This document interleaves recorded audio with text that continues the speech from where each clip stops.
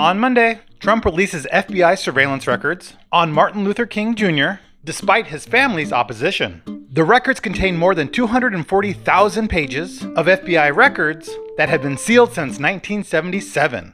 King's family was concerned because of the personal nature of the matter and wanted to emphasize that the files be viewed within their full historical context and asked that people engage in the files with empathy, restraint, and respect for the family. Some are praising Trump for his transparency, while others see the timing of this release as a distraction from the Epstein files. The next day, Trump was asked if he supports the Justice Department interviewing Ghislaine Maxwell, and Trump responded by saying that it was a witch hunt and that the witch hunt that the press should be focusing on is Obama's treason. Mr. President, do you support the Justice Department seeking an interview with Ghislaine Maxwell? Did you urge the Attorney General to see? I don't know anything about it. They're going to what? Meet her? Your Deputy Attorney General has reached out to Ghislaine Maxwell's attorney asking for a new interview. Yeah, I don't know about it, but I think it's something that sounds appropriate to do, yeah. Do you have any concern that your Deputy Attorney General is your former attorney would be conducting the interview, given... No, I have no concern. He's a very talented person. He's very smart.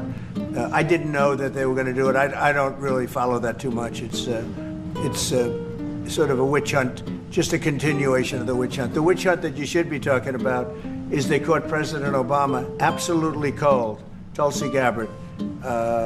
What they did to this country in 2016, starting in 2016, but going up to 2020 in the election. They tried to rig the election, and they got caught. And there should be very severe consequences for that. You know, when we caught Hillary Clinton, I said, you know what?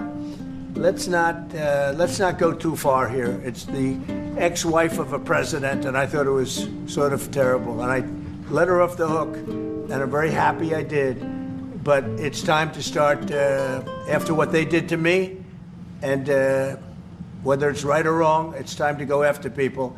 Obama's been caught directly. So people say, oh, you know, a group. It's not a group. It's Obama. His orders are on the paper.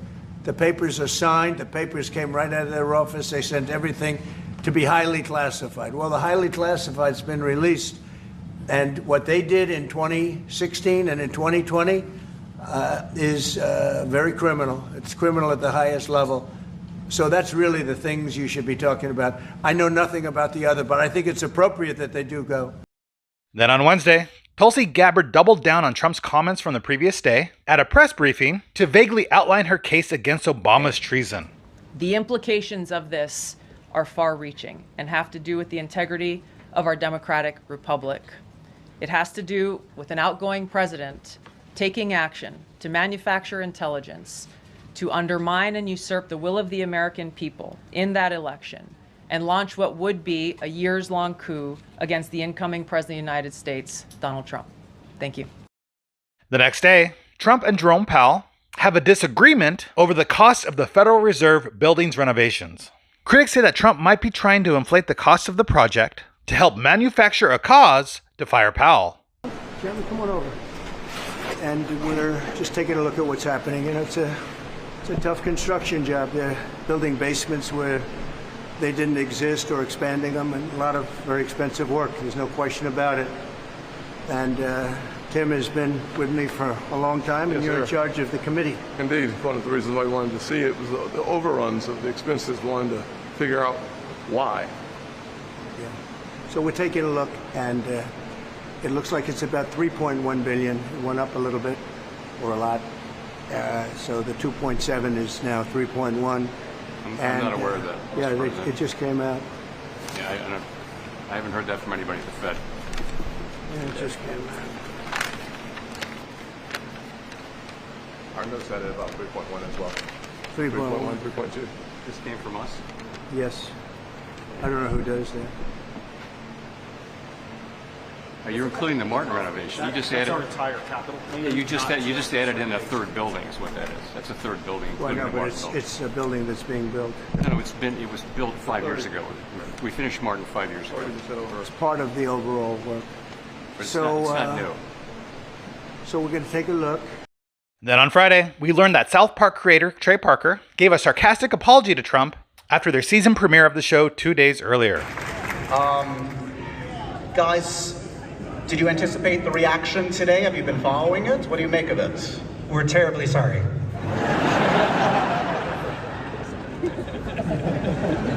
Fair enough, fair enough. We'll leave it there. It's all good. The show portrays Trump as a narcissist with a tiny peepee who forces Jesus onto the town of South Park and is sleeping with Satan. Trump. His penis is teeny tiny, but his love for us is large. The next day, Trump played golf in Scotland at his golf course, while protesters took to the streets to accuse the UK's leaders of pandering to Trump. Protesters said that Trump was not welcome and criticized the Prime Minister for striking a trade deal with the US to avoid stiff tariffs. One protester held up a sign that said, "We do not negotiate with fascists," and went on to say, "So many people here loathe him. We're not divided. We're not divided by religion or race or political allegiance. We're just here together because we hate him." Another protester said, "The vast majority of Scots have this sort of feeling about Trump that even though he has Scottish roots, he's a disgrace." Finally, on Sunday, the US and EU made a deal that sets most goods at a 15% tariff.